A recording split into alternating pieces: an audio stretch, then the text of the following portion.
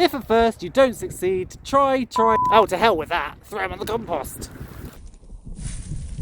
Hello and welcome to Bromwood Farm. Well, if you remember, a few weeks ago I dug up the peppers from the polytunnel in the hopes that I could overwinter them.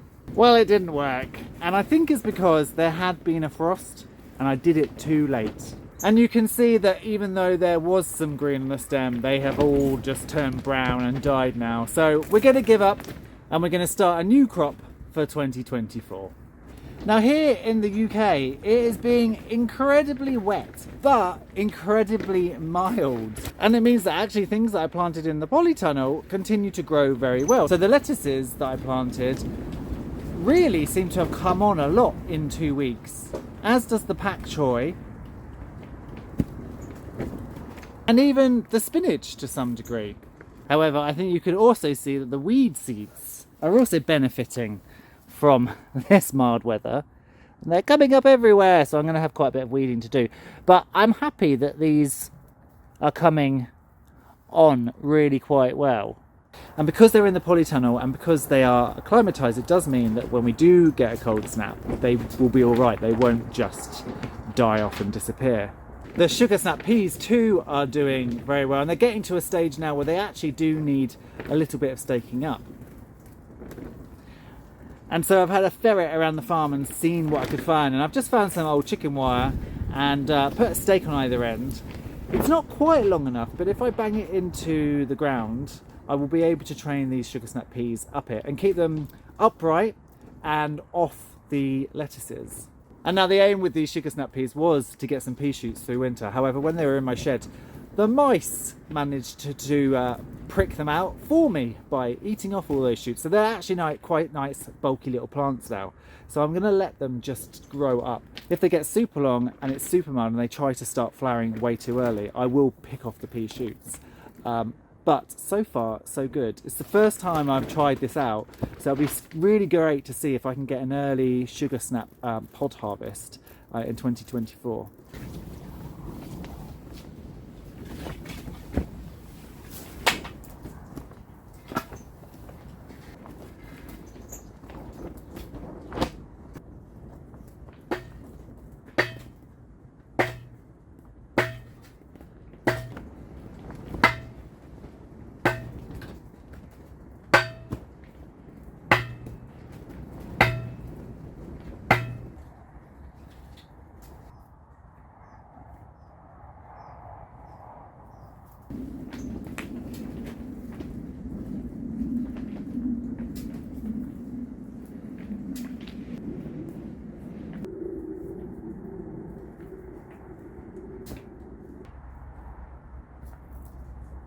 The old pea shoots still pretty good.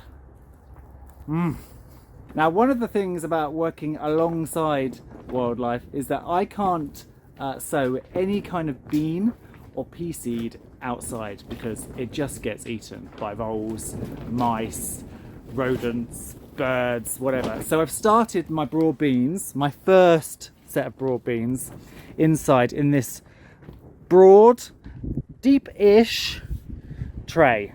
Now, I have previously planted bean seeds, and this is Aqua Dolce Claudia. It's a broad bean for an early start. I've previously planted them in module trays. However, I do find that kind of stops the roots, and then when you come to transplant them, they are not happy plants. So by planting them in a deeper bed like this, all in one thing, it's easier for the beans to germinate, and it's easier when pricking out. And as you can see, they are just starting to come through. So we've got, actually, even from this morning, they're really getting going. And I still to this day find it astonishing just how quickly, once germination begins, that sprout, that first little seed, and then those cotyledons grow. It's immense. You know, in the space of a couple of hours you can have nothing, and then you can have loads of little seedlings popping up out of your seed tray. Now, these were a fairly old batch of seeds. They're probably 2 or even 3 years old, so I really crammed them in there and threw a lot in, knowing that a lot of them wouldn't germinate. And they're going to be my first crop. I am going to sow some more, probably in a few weeks' time, just so I've got even more beans. But these are what I had left, so I thought, throw them in and see what happens. And it looks like quite a lot are actually viable. With it actually being 2024 tomorrow, in a matter of hours' time, I needed to get some sweet peas on the go as well. So I bought a couple of packets of sweet peas, poured them into some water, and they've been resting for 24 hours just to soften the shells so that they're ready to plant. And you might remember this area where I'm building the new goat pen, and over the past few days I've actually been clearing it out. So you can see where all those brambles were is now a lot less, and I've put the fence posts out kind of to lay out where the pen will go. But one thing I found while I was clearing it out was an old gate, and I've been wondering how to kind of border this area. My gates are here, there's a ditch either side, and I put this new gate in here, and I thought, wouldn't it be fabulous, as well as obviously growing sweet peas in the main market garden, but to grow them in a pot all along here. So when you come in, you look over, you've got the cleared out ditch with the little waterfall, and then you've got this covered in sweet peas. I'm thinking of putting sweet peas there and also some black-eyed Susan vine, and just making it a bit of a feature when you walk back in. So you'll have this, you'll have these pots, this little garden area will all be planted up. We've had incredibly high winds, and so stuff has been blowing all over the place. And there's two trees here, this tree and this tree, that desperately need bigger pots because they keep getting blown over. And then of course I'm going to put a path in here that goes all the way up to the caravan, and then this will be the goat pen. So I think it will look really nice. So I've got those sweet peas on the go too. And I have said before how I spend most of my time here on the farm, or a lot of the time, just moving stuff from one place to the next to the next.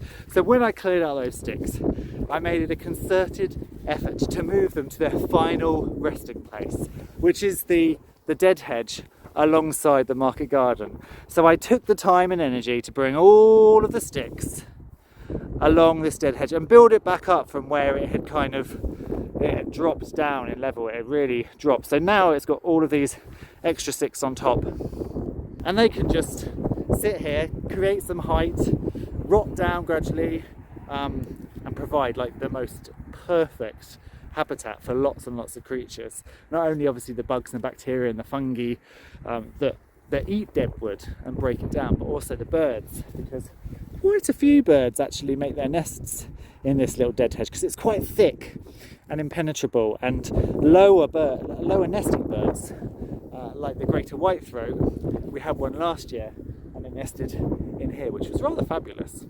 I think Mrs. Silver Appleyard has finally got the idea that they're not going to hatch, and she's coming off them a lot more. I mean, these three look rotten. That one even looks like it might be about to explode, so we might leave that alone. But talking of older videos, you will also remember the duck video where I moved the Silver Appleyard ducks that were on the pasture outside into a smaller pen. And it's funny, sometimes we think we'll give them as much freedom as possible, but actually I think the ducks prefer being in here because look,